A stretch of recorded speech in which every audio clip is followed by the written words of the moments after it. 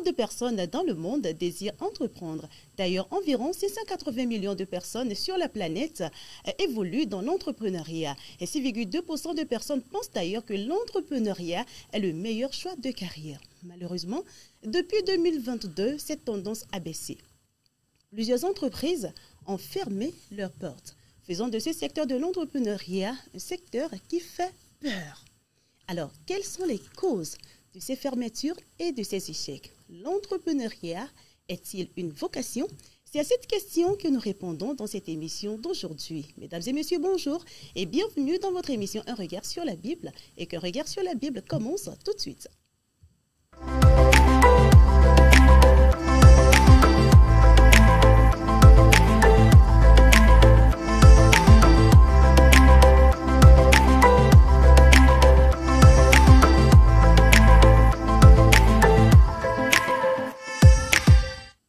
Et grande est ma joie de vous retrouver dans votre émission Un regard sur la Bible. Bienvenue, où que vous soyez, que vous nous suiviez sur vos télévisions, sur YouTube ou sur Facebook. Soyez les bienvenus.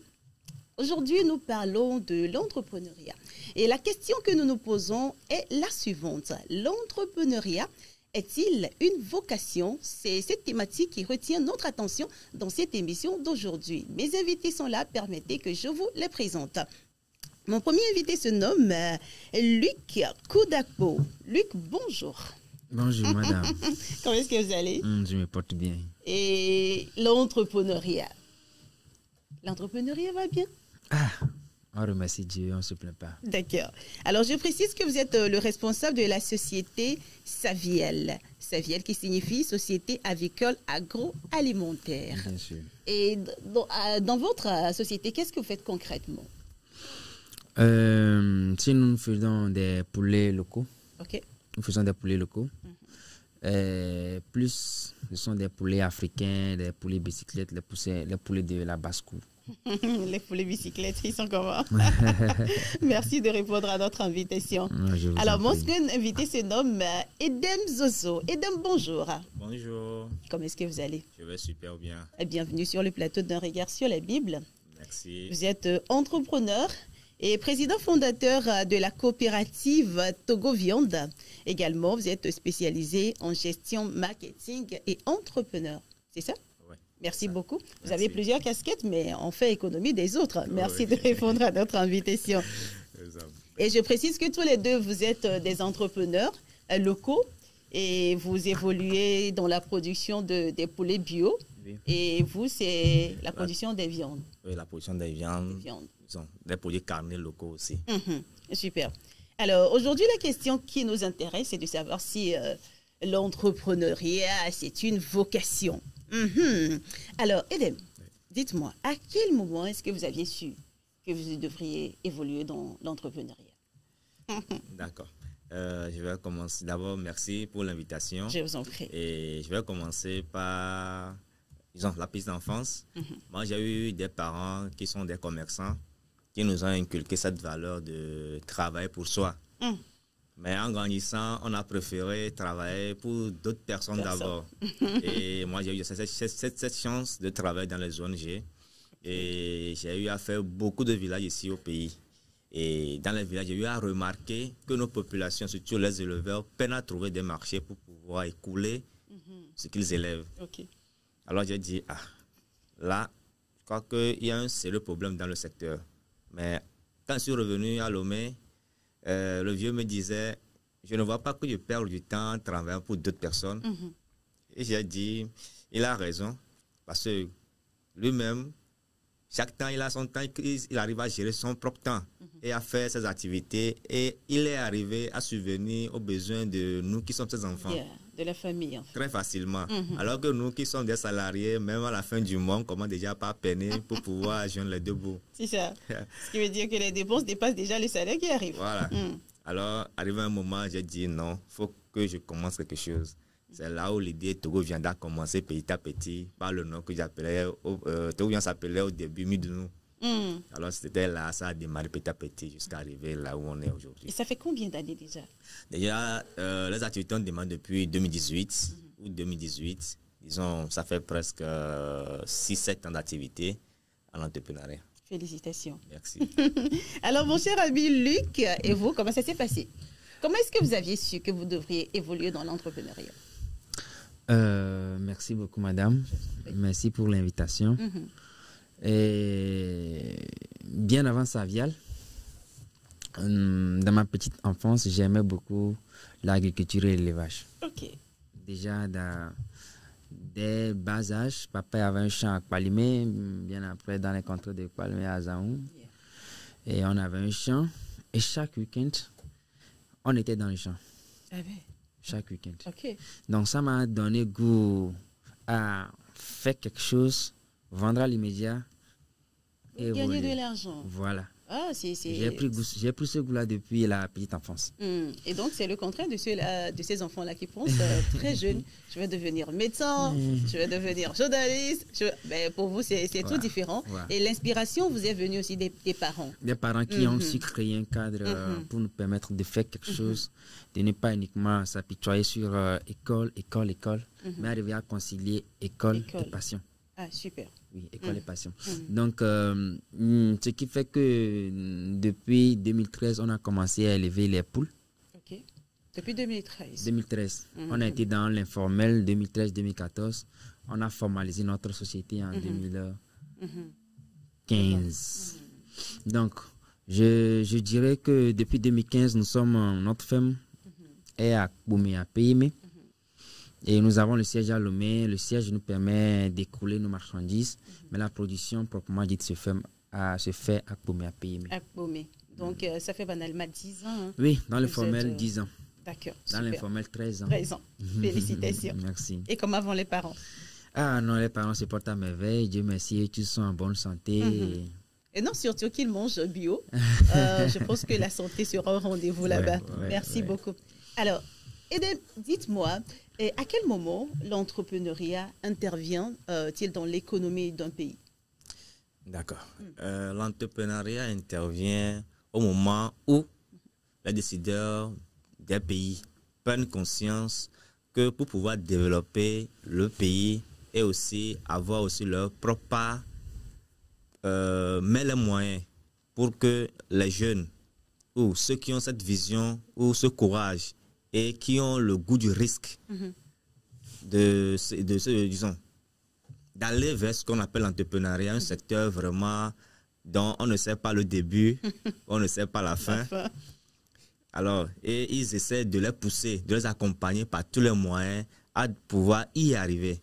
Alors, c'est dès ce moment qu'on sait que l'entrepreneuriat intervient vraiment dans l'économie. Et avec l'entrepreneuriat, l'économie vraiment ne vacille pas.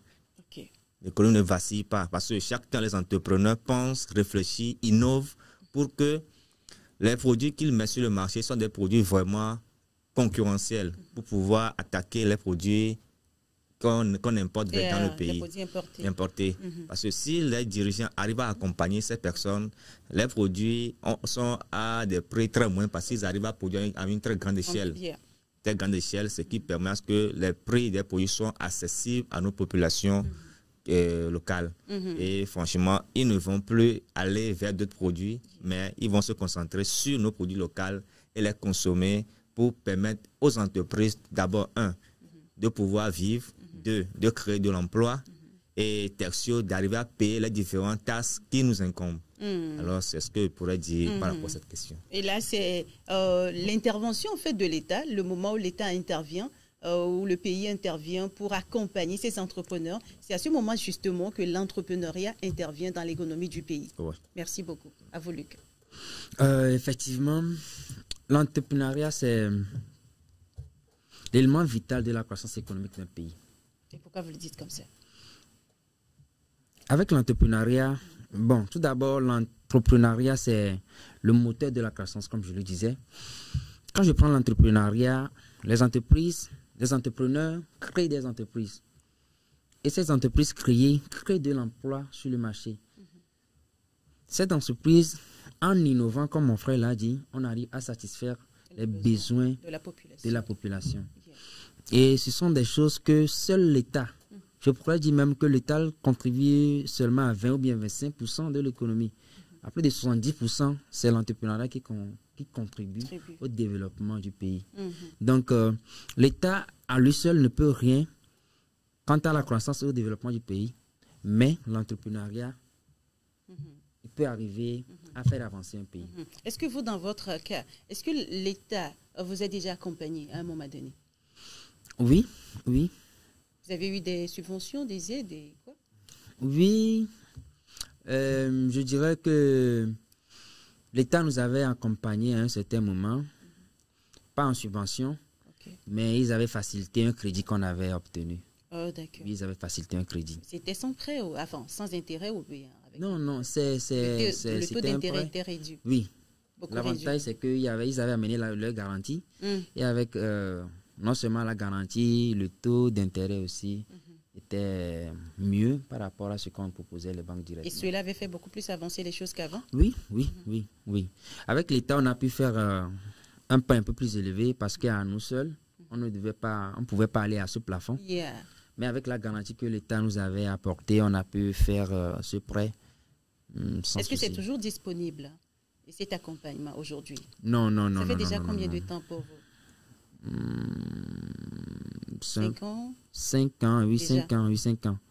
5 ans qu'on avait bénéficié de cet accompagnement. Et à votre niveau, c'est comment? Vous avez été déjà accompagné aussi? Oui, on a été déjà accompagnés.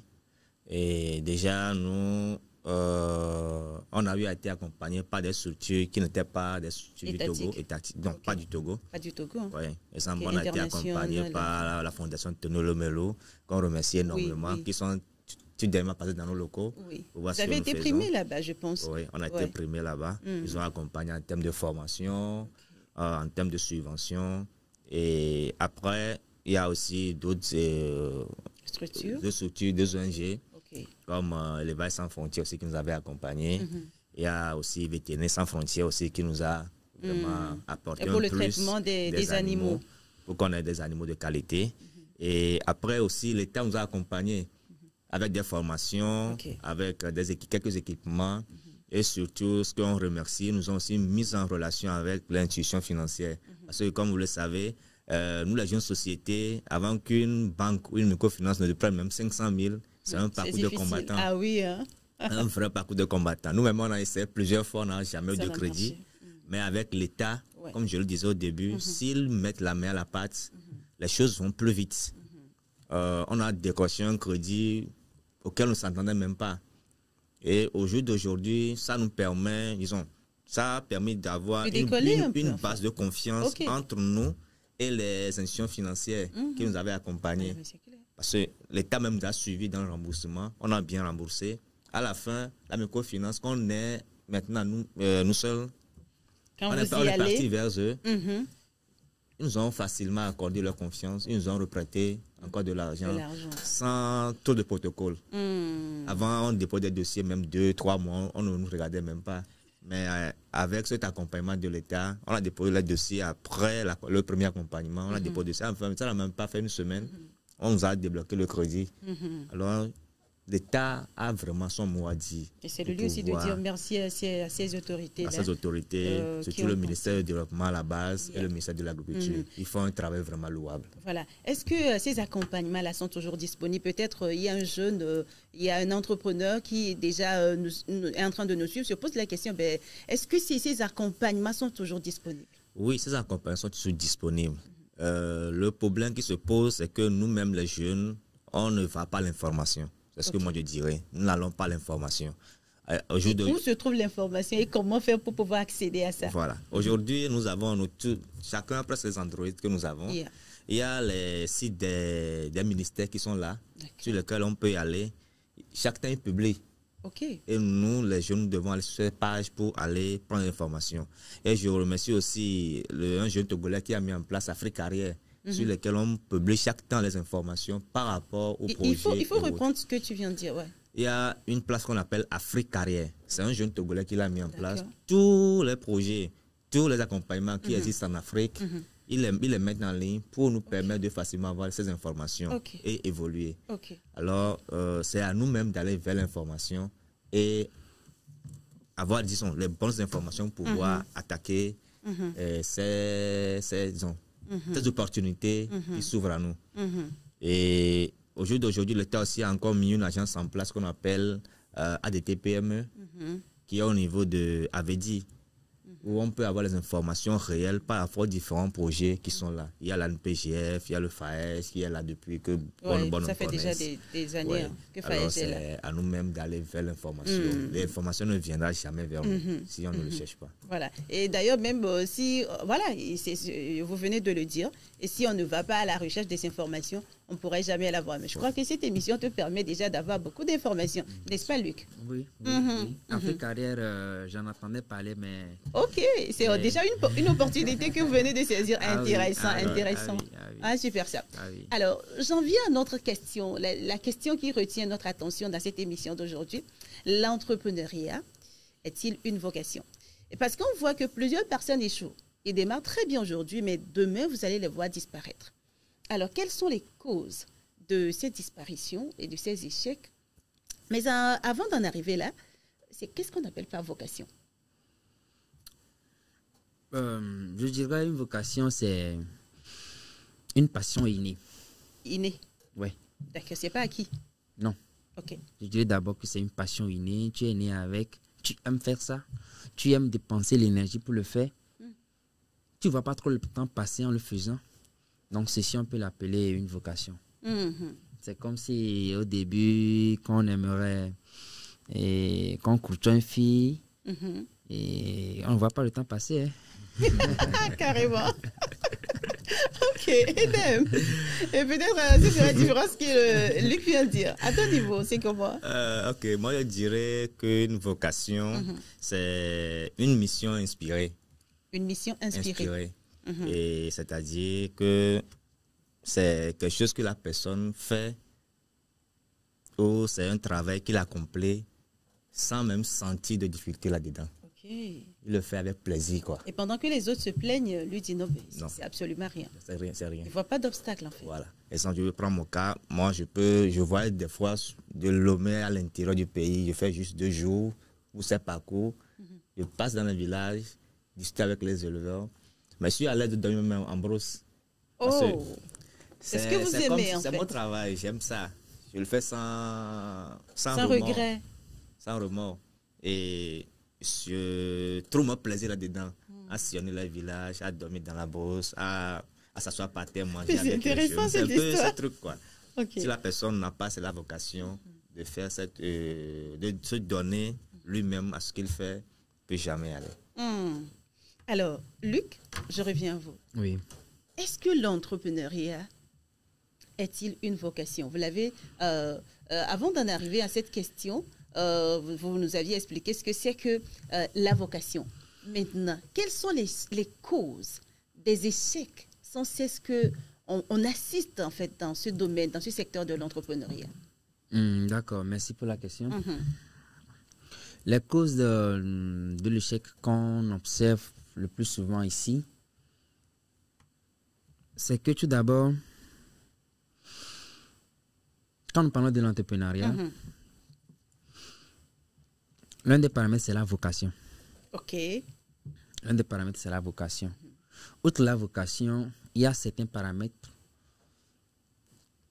qui permettent à ce que l'éclosion de ton idée ou bien de ta passion arrive à durer dans le temps. Mais les autres paramètres qui suivent la vocation pour réussir en entrepreneuriat, ils sont des paramètres qu'on acquiert par compétence. Donc, quand on parle de l'entrepreneuriat, il y a tout d'abord la vocation qui te permet de savoir quel chemin prendre. Donc, sans détour, l'entrepreneuriat est une vocation. Oui, tout d'abord, c'est une vocation. La vocation de où aller, que faire, voilà. Où le besoin se crée. Où est ma passion dans ce qu'il y a dans... Quelle est ma passion dans les besoins qui se créent. Maintenant, quand tu arrives à trouver cette passion-là, il te faut encore d'autres paramètres qui te permettent de pouvoir éclore et de pouvoir rester dans le temps. Et aujourd'hui, sur les réseaux sociaux, nous sommes dans les causes. Oui, allons-y. Allons-y. Aujourd'hui, sur les réseaux sociaux, on nous a vendu l'entrepreneuriat sans sacrifice ou l'entrepreneuriat sans échec. C'est trop beau en fait. Ah oui, sur les réseaux C'est comme sociaux, si tout le temps c'est tout est trop rose. beau. C'est comme si tout le temps tout est rose. Or, l'entrepreneuriat, je dirais même, c'est seulement 20% qui est rosé. Donc, il y a cette illusion que les réseaux sociaux nous vendent. Yeah. Ce qui fait que quand un jeune commence par entreprendre quelque chose et qu'il rencontre des problèmes, qu'il rencontre des échecs, il a du mal à rebondir. Donc, l'une des causes, ce sont les réseaux sociaux. Je dirais les réseaux sociaux, non. L'illusion que nous vendent les réseaux sociaux. Et en deuxième position, bon, je parlais des paramètres. Je vais seulement toucher certains paramètres qui nous permettent, qui la plupart du temps sont la cause des échecs. L'autre paramètre dont j'aimerais parler, c'est le don de soi. Quand nous parlons de l'entrepreneuriat, il faut s'adonner. Ça va bien haut, ça va pas haut. Il faut s'adonner. Et ceci du début jusqu'à la fin. Aujourd'hui, les gens d'aujourd'hui, nous ne sommes pas prêts à nous adonner à ce qu'on aime faire.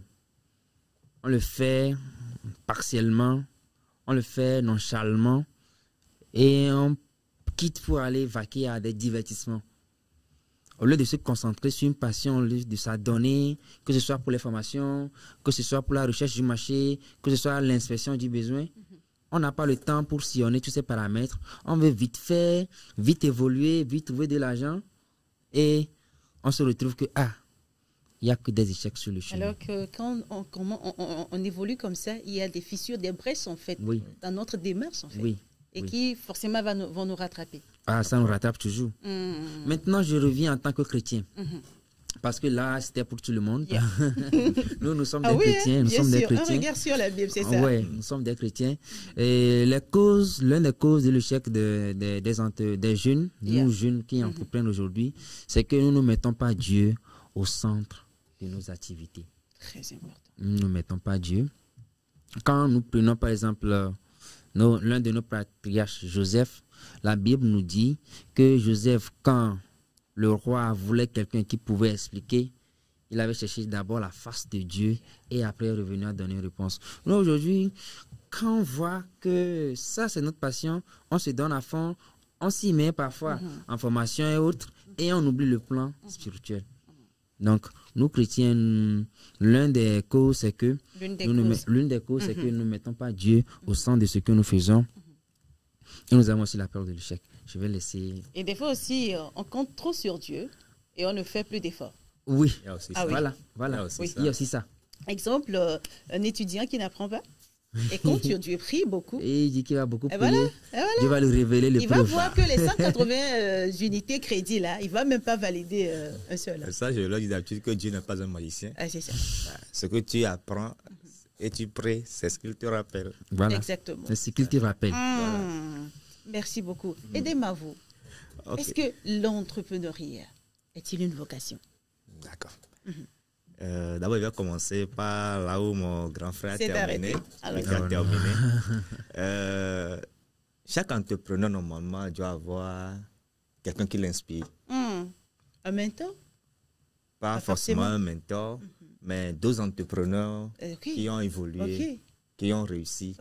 Tu dois avoir ces mentors que tu suis fréquemment pour vraiment t'inspirer. Donc, il faut avoir ces lunettes-là que tu vas porter qui te permettent de bien voir. De bien voir. Et ça, moi, dans mon cas, je suis d'habitude 3 personnes. Il y a Tonolo Melo, il y a Dangote, il y a, comment on appelle, celui qui fait l'émission Venir investir en Afrique. C'est aussi une émission en ligne qui est très intéressante pour nous, jeunes entrepreneurs. J'oublie son nom. Simon, son nom de famille, c'est Simon. Oui. Et moi, d'habitude, Dangote, une petite histoire de Dangote, je visualisais une histoire sur lui où on disait que le président nigérien était passé pour venir le voir. Quand il est arrivé, qu'est-ce qu'on lui a dit? On lui a dit de patienter, que le directeur est en train de prier. Si ce grand homme qui a déjà réussi, il prie. Alors là, encore, c'est-à-dire que nous, jeunes entrepreneurs, il y a un côté spirituel où on doit aussi développer. Il faut garder le fil de ce que vous êtes en train de dire. Hier, j'avais vu une vidéo et je l'avais postée sur mon statut. Il y avait un chien avec son maître. Vous aviez vu ça aussi. Oui. Un chien et son maître. Le maître avait pris le poisson frit. Et il a approché de son chien. Enfin, c'est un chiot en fait. Oui. Et le chiot a refusé en fait de manger cela. Et le maître disait que, attendez, je vais prier. Et il a amené le chiot vers lui. Il a prié. Et juste après la prière, quand il a dit Amen, il a remis le poisson au chiot et puis il a mangé. Il a mangé. Et là, j'ai posé la question sur mon statut. Et toi, tu manges sans prier. Tu te réveilles sans prier. Tu dors aussi sans prier. Un chien qui accepte la prière. Et toi, chrétien. Edem, allez-y. D'accord. Alors, je dirais que l'esprit entrepreneur, et disons, avant d'entreprendre, il faut mettre aussi en avant les bases spirituelles. Les bases spirituelles. Prier et remettre tout ce que tu vas faire entre les mains de Dieu. Les échecs, il y en aura. Ah oui. Mais c'est ça qui permet d'apprendre plus. Si tu n'échoues pas en entrepreneuriat, tu n'es pas un bon entrepreneur. Moi, je dis ça d'habitude. Il faut échouer pour dire, ah, là, je n'ai pas bien fait. Il faut corriger de cette manière et avancer. Maintenant, par rapport à la question, l'entrepreneuriat, réellement, c'est une vocation. Si tu n'as pas cette vocation, tu ne peux pas le faire. Parce que c'est un domaine vraiment où il faut se donner à fond. Il y a beaucoup de résilience aussi. Voilà, se donner vraiment à fond. Maintenant, par rapport aux causes qui nous envoient aux échecs en entrepreneuriat, déjà, il y a ce qu'on appelle la préparation. Beaucoup de nos frères ne se préparent pas. Ils se lèvent au jour d'aujourd'hui, ben, ça là me plaît. Ou si quelqu'un fait quelque chose qui veut marcher un peu. Le suivisme, en fait. Voilà, on se jette là-dedans. Et on dit, on commence. Non, ça ne peut pas aller. Déjà, au jour d'aujourd'hui, nous devons apprendre. C'est-à-dire faire des études. Études de marché, en fait. Je vais venir à ce niveau, mais fréquenter même quoi. Okay, aller à l'école. Avoir des connaissances. Après, acquérir de l'expérience en entreprise. Ça, c'est très important. Moi, je dis au jour d'aujourd'hui, si je n'avais pas fait les ONG, si je n'avais pas appris dans les ONG, je ne serais pas là où je suis aujourd'hui. J'ai énormément appris auprès de mes directeurs. Comment sacrifier des nuits blanches, comment rédiger des projets. J'ai tellement appris auprès d'eux. Il ne faut pas vouloir aller en entreprise et dire je veux la facilité. Non. Prépare-toi à être insulté. Quand on t'insulte, accepte, apprends. Ça t'aide énormément dans le futur. Ce que je vais encore ajouter, il y a la mauvaise gestion. Quand on commence en entrepreneuriat, des fois, tu lances un projet, ça prend en même temps. Et tu as beaucoup d'argent. Mais les gens n'arrivent pas correctement à gérer ces fonds. Ils commencent par divaguer avec de l'argent, dépensent comme ils veulent et l'entreprise coule. Il y a aussi l'absence de vision. Pour faire un projet, il faut avoir une vision. Qu'est-ce que je veux? Je veux que mon entreprise devienne demain. Il y a aussi ça. Donc, au jour d'aujourd'hui, nous voulons que ça devienne une entreprise vraiment incontournable en Afrique en termes de produits carnés. C'est notre vision. Et les collaborateurs qui sont avec toi, tu dois partager cette vision avec eux. Voilà. Ils doivent s'impliquer dans la vision. Totalement. Tu dois l'épouser pour pouvoir vraiment avancer avec toi. Sinon, ils vont t'aider à vraiment couler rapidement. Et il y a aussi ce qu'on appelle la peur aussi. Les gens, ils vont en entrepreneuriat, mais ils ont une peur. Ils n'aiment pas prendre le risque. Est-ce que je vais réussir? Est-ce que je vais réussir? Mais l'entrepreneuriat, c'est un secteur à 100% risque. Et après un jour, tu vas te dire, je me lève, ben, tu vas aller à merveille. À merveille. Ça va couler comme l'eau de rivière. Ça, jamais. Tu veux te réveiller ce matin et finir la journée de la mauvaise manière. Il y a aussi ça. Alors, il faut être prêt à prendre des risques en entrepreneuriat. Si tu n'es pas prêt à prendre des risques, ne viens même pas en entrepreneuriat. Et aussi, il faut ce qu'on appelle la patience et la discipline. La patience, parce qu'en entrepreneuriat, les 5 premières années, surtout les 5 premières années, ce sont des années vraiment difficiles. Tu te réveilles même sans sous dans ta poche. Les 5 premières années? En entrepreneuriat, si tu ne sais pas faire, tu vas dire non, c'est bon. Mais n'aie pas peur, hein. Tu as qui je suis. Non, il ne faut pas avoir peur, mais arrêtons de suivre les TikTok et autres qui nous disent quand tu commences en entrepreneuriat aujourd'hui, tu iras à merveille. Que c'est un secteur où tu as de l'argent tout le temps. Tu as des voitures. En fait, ils viennent nous présenter leurs résultats. Voilà. Mais pas leur début, en tout cas. Non. Pas forcément. Certains même, on nous vend juste de l'illusion. On nous vend juste de l'illusion. Préparons-nous à savoir, sachons dans notre tête que l'entrepreneuriat, c'est un secteur risqué. Quand tu sais ça, tu te prépares en conséquence et tu attaques le secteur avec toutes tes forces. Et cela permet à chaque temps d'être sur tes gardes et d'être discipliné même pour pouvoir vraiment y arriver. Merci beaucoup. Alors Luc, pourquoi, quelle est l'importance en fait pour le chrétien comme vous d'entreprendre? Le chrétien doit entreprendre. Quand la Bible nous parle de nos patriarches qui étaient des richissimes, des richissimes. Pas des riches simplement, mais des richissimes. Voilà. Ce sont des gens qui, à leur temps, il n'y avait que l'agriculture ou l'élevage. L'élevage, les deux. Les deux. Est-ce que vous, d'ailleurs, vous avez hérité peut-être Donc, c'était des gens qui, tout le temps, ils entreprenaient. Ils misaient beaucoup sur la reproduction, sur la production des plantes. Donc, nous, chrétiens, nous devons aussi entreprendre parce que quand la Bible nous parle et quand la Bible nous décrit comme nous sommes la lumière du monde pour impacter les autres, on n'impacte pas uniquement à travers l'évangile, mais notre évangile est plus puissant si nous avons aussi de la richesse qui s'y associe. Donc, nous, aujourd'hui, chrétiens, nous devons entreprendre parce que seul l'entrepreneuriat nous permet de vivre comme on veut.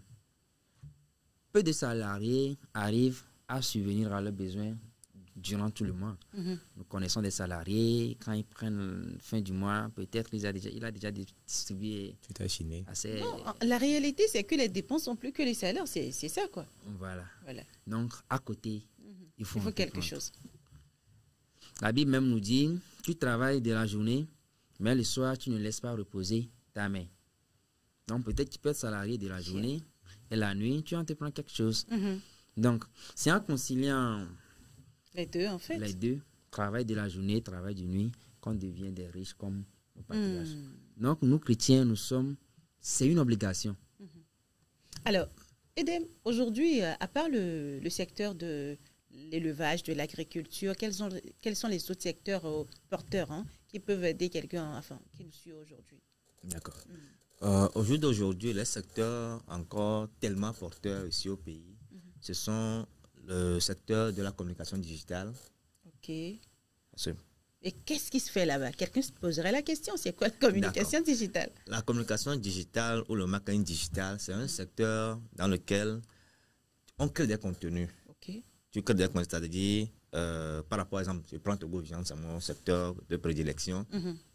Tu crées des tests séduisants, attractifs. Il y a des gens qui sont très bons dans ce domaine. Ils créent des tests. Ils rédigent des tests, en fait. Voilà.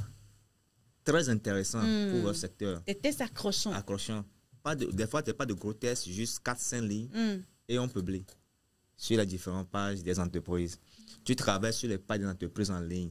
C'est comme si elle est devenue le visage de l'entreprise sur les réseaux sociaux. Tu pourvois la visibilité, de l'entreprise. Parce qu'aujourd'hui, tout se fait sur les réseaux sociaux. Tout se fait sur les réseaux sociaux. À créer des affiches attractives aussi, qui permettent aux clients, quand ils voient du waouh, je t'en prie, je vais les appeler. C'est un secteur dans lequel il y a ça. Il y a aussi le développement web. Aujourd'hui, les applications, c'est des trucs vraiment très intéressants dans lesquels les gens doivent vraiment investir. Les jeunes d'aujourd'hui doivent vraiment se former là-dedans. Et il y a des mairies déjà qui mettent les pas en avant pour permettre aux jeunes de pouvoir suivre ces formations gratuitement. Là, je profite de l'occasion pour remercier la mairie Golf 1. C'est un travail louable qu'ils font actuellement. Ils ont mis une agence en place qu'ils appellent ADN, où les jeunes se font former gratuitement. Gratuitement? Oui, pour 8 mois dans ce secteur. Dans ces secteurs-là? Dans ce secteur-là. Et à la fin, il est... De digital, de la communication. De la communication. Très intéressant. Alors, c'est à nous jeunes d'aller à la formation, comme je l'ai dit en amont. Et aussi, il y a l'OIF aussi qui fait ces formations aussi gratuitement. Moi, je viens de bénéficier même de 4 mois de formation dans ce secteur pour pouvoir améliorer mes compétences. J'ai suivi une formation en marketing stratégie. Mais avec ces formations en digital, ça m'a ouvert les yeux sur d'autres trucs. Il y a ça. Il y a le secteur agricole même qui est là. Ok. C'est un secteur tellement pourvoyeur d'emploi. Aujourd'hui, le gouvernement, disons, accompagne les jeunes dans la production de manioc, le soja, pour livrer PIA qu'ils ont installé à des Sikopé. Il y a d'autres filières dans l'agriculture qui sont vraiment là, qui peuvent permettre à nous jeunes vraiment de vraiment évoluer rapidement. Et aussi, il y a le secteur du tourisme, ce qui est là. Il y a, les vacances apportent déjà. Bientôt, on aura encore plein de touristes qui seront au pays. Ben, pourquoi ne pas s'aventurer à ce secteur, visiter tout le Togo, connaître les lieux touristiques, prendre des photos, publier, dire « Ah, je suis là, vous venez au Togo, je suis là pour vous accompagner. » pour vous guider. Voilà, un guide touristique. C'est un secteur où il n'y a pas vraiment... Au Togo, on n'a pas vraiment de guide touristique. Hein. On n'a pas. Ils sont là, mais ils sont très rares. C'est un secteur qui est... Mais ceux qui sont là, ils sont quoi? Ils ne sont pas nombreux. Ils ne sont pas nombreux. Voilà. Ah, d'accord. Il faut avoir certains critères qui définissent ces guides-là. Non. Il y a la vocation. Oh, d'accord. Si ça te prend, tu vas dans le secteur, toi-même, tu peux prendre tes propres fonds. Sillonner tout le Togo. Prendre des photos des endroits vraiment chics du Togo. Et là, tu peux les mettre en ligne? Mais juste en ligne. Créer une page qui est vraiment intéressante, que tu animes fréquemment. Et tu invites des gens à venir au Togo. Nous avons ces endroits-là. Moi, je suis là, je vais vous faire sillonner cet endroit. Mais ça, ce n'est pas gratuit. Quand quelqu'un vient, tu vas le faire sillonner le Togo. Ben, c'est de l'argent. Ah oui, c'est de l'argent. C'est de l'argent, c'est ce que c'est. Alors, merci beaucoup. À nous jeunes d'aller à l'information, comme vous venez de le préciser. Merci beaucoup. Alors, Luc, dites-nous, comment est-ce que vous vous en sortez? Mais avant de revenir à toi, chers téléspectateurs, aujourd'hui, dans votre émission Un regard sur la Bible, pour vous qui peut-être qui venez de nous prendre en marche, nous avons beaucoup avancé, mais nous sommes en train d'aborder la question de l'entrepreneuriat. Et justement, nous voulons savoir, avec nos deux jeunes entrepreneurs sur le plateau ici, savoir si c'est une vocation. Et leur réponse a été cash. Oui, c'est une vocation. Il faut l'avoir d'abord avant de pouvoir chercher d'autres compétences, ajouter et faire ce chemin. Parce que ce n'est pas un chemin facile. Et les réseaux sociaux aujourd'hui, c'est vrai, ils nous présentent que le beau. Mais la réalité est tout autre, quoi. Donc, il faut avoir le cardio, comme les gens le disent, avant de pouvoir y arriver. Alors Luc, comment est-ce que vous vous en sortez? D'accord. On s'en sort. Et petit à petit, on évolue. On évolue. Et nous avions, la société Savia a commencé depuis 2013, comme je le disais, en 2015. Nous sommes formalisés. Et nous avons commencé avec un seul poulailler. Au jour d'aujourd'hui, par la grâce de Dieu, nous avons 3 poulaillers. Nous avons l'équipement nécessaire qui va avec. Donc, je dirais que ça va. Petit à petit, on évolue. L'éclosion, ça prend un peu de temps, mais ça on se contente déjà de ce qu'il y a comme résultat. Et on sait que le lendemain serait meilleur. Alléluia. Et oui, vous pouvez dire. D'accord. Chez nous aussi, Togo Viande, disons, ça va à merveille. Juste rappeler que Togo Viande, c'est une société coopérative, simplifiée. Et c'est 8 jeunes Togolais qui l'ont mis en place. Et au début, ce n'était pas du tout facile, comme je le dis. D'habitude, ce n'est pas du tout facile. Et j'aime d'habitude raconter des histoires pour pouvoir tester ce que je dis. Parce qu'au début, il faut aller même sur les foires. Nous y allons avec des glacières pour pouvoir exposer nos produits. Je vois. Parce qu'il n'y avait pas de frigidaire. Des frigidaires à déplacer, on n'avait qu'un seul. On ne peut pas le faire de quitter l'entreprise et aller. Non, ce n'est pas possible. Aujourd'hui, on peut aller sur des fois avec 2-3 congélateurs. C'est-à-dire que c'est Dieu qui nous bénit parce qu'on l'a mis en avant-plan. Il va nous accompagner.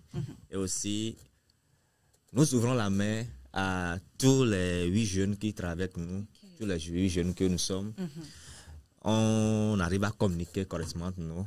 S'il y a des opportunités, on se place chacun à ses dans ces opportunités-là pour pouvoir apprendre tous les jours. Parce qu'à Togo, je dis d'habitude, tu ne peux pas rester quelque part sur une seule chose et dire que tu deviendras meilleur. Non, jamais.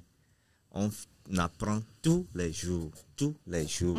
Alors, quand une opportunité est là, On ne dit pas que je suis président, alors c'est moi seul qui dois y aller. Vous vous basez sur la communication, sur le partage. Sur le partage. Super. Demain, tu vas en formation. Demain, tu vas en formation. Chacun va en formation tout le temps pour pouvoir acquérir de l'expérience. Au jour d'aujourd'hui, Togo Viande arrive à accompagner des éleveurs. Je ne suis pas éleveur. Vous accompagnez d'ailleurs les éleveurs? Oui, on nous accompagne actuellement 40 éleveurs. Oh, super ça. Je ne suis pas éleveur, mais c'est grâce aux différentes formations qu'on a acquis. C'est l'équipe qui a acquis. Ils sont partis, on les envoie d'habitude en formation sur des projets. Et c'est avec les compétences qu'ils ont acquis qu'on arrive à... Et là même, on voit l'importance du leadership. On ne se centralise pas sur une seule personne dans l'entreprise, mais toutes les personnes qui sont là, on les met en valeur, afin que ça puisse bien prendre, quoi. Félicitations à vous. Merci. Alors, chers téléspectateurs, nous sommes pratiquement à la fin de cette émission, mais avant de nous quitter, je vais demander à Edem, d'abord à Luc, quelques conseils à prodiguer à nos chers téléspectateurs. D'accord. Les conseils? Ah, bien sûr. Ok. Je me base toujours sur ce que nos patriarches avaient déjà fait pour pouvoir conseiller mes petits soeurs, mes petits frères, mes jeunes qui aussi commencent par débuter l'entrepreneuriat. Je donne toujours cet exemple. L'exemple de notre patriarche Job. Il faut avoir le mental d'acier de Job, qui, je peux dire, le milliardaire d'Adam, quelqu'un qui a 500 paires de bœufs, qui avait plus de 7000 brebis. Donc, quand nous parlons, les éleveurs peuvent comprendre ce que je dis. Avoir de tels effectifs, arriver à gérer de tels effectifs, il faut avoir un background très élevé. Il faut avoir un mental d'acier.